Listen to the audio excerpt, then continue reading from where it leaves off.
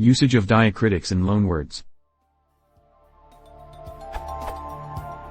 I was told here that not using diacritics, specifically the cedilla, is bad usage for those who know, I assume, their diacritics.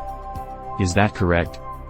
Is garçon a correct spelling, in English, of the French loanword garçon? That is it valid to drop the cedilla? In general, what do style guides and other authoritative sources say about using diacritics in English? Are there contexts, again, in established English words, loanwords or otherwise, not in quoting foreign texts or proper nouns, where the consensus among authorities is that diacritics must be used?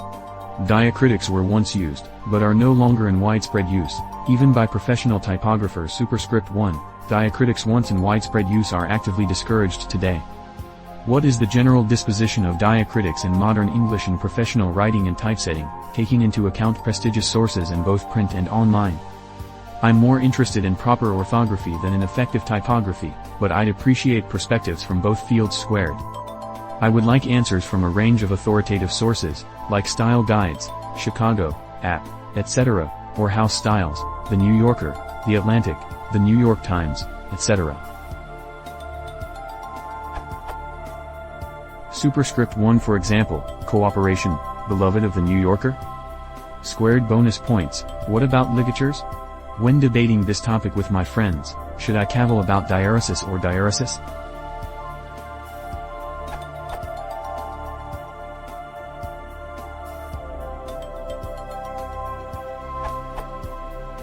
The consensus is, there is no consensus.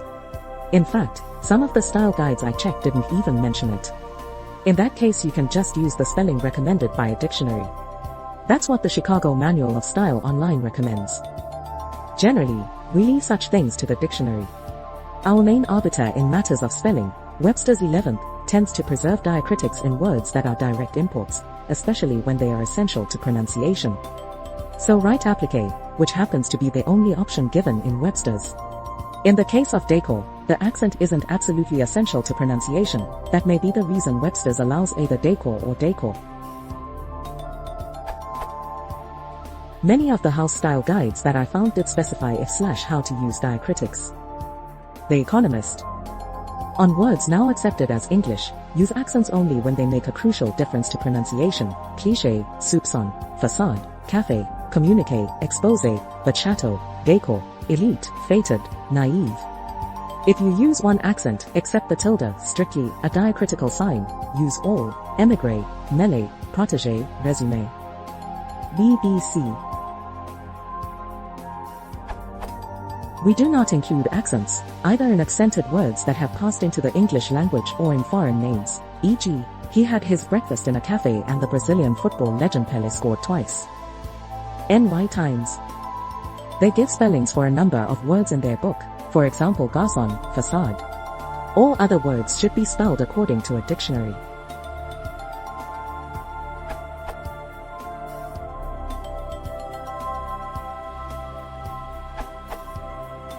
I do not think that garçon/garçon is an ideal example, as it is seldom used as an English word, i.e. it is generally only used to refer to a French individual.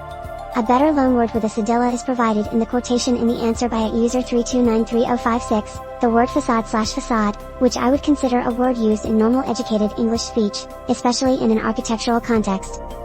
From the English dictionaries in my possession or online. Chambers, iPhone edition. Garçon facade and facade.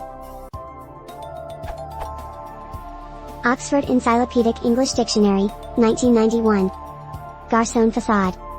Italicization suggesting it is a foreign word, used, but not properly assimilated into English.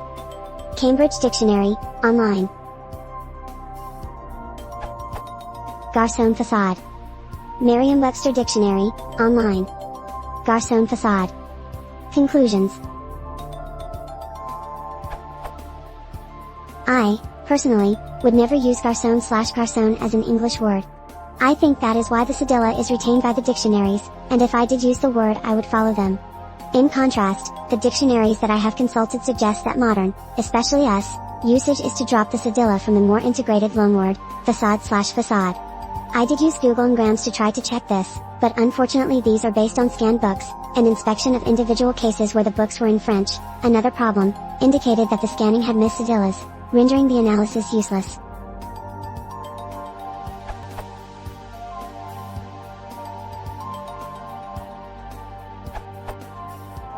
There's also the curious case of foreign words that normally wouldn't get diacriticals, but sometimes do in order to distinguish them from their English lookalikes. For example, the Japanese word sake, sometimes spelled sake.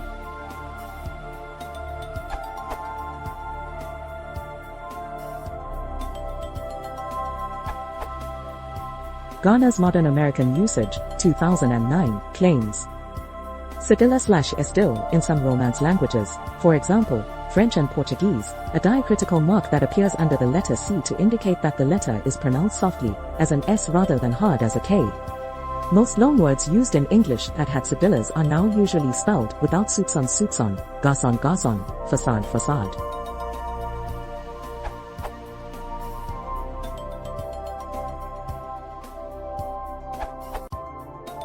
Dropping diacritics from written English has become much more common in more recent times, and I suspect it will continue to trend that way, largely because adding accents is a pain on a standard English keyboard, and partly because foreign languages have lost favor in English education systems across the world. As Laurel points out, the approach is inconsistent across publications, however this is not completely arbitrary. You will find that more highbrow publications tend to use diacritics whilst those aimed at more general audiences do not. You will also find that privately educated individuals tend to use them more than people educated at state schools, and that people trained in the humanities use them more than people who are trained in the sciences. Accordingly, the approach you take may depend on the environment you find yourself in, and what is accepted in one environment may not be accepted in another. But what matters more than whether you include them or not is whether you appear consistent. For general use, I'd suggest sticking to 3 rules which I think reflect the most common usage with a side order of politeness.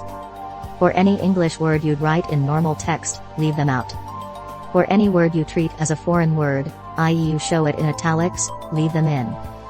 For names, leave them in, because people tend to object that their names are misspelled without them. I've seen quite a number of self-altered badges at conferences, for example. This approach would lead to sentences that look like the following. Behind the facade of the old French café, you will find the garçon, André, sleeping furiously.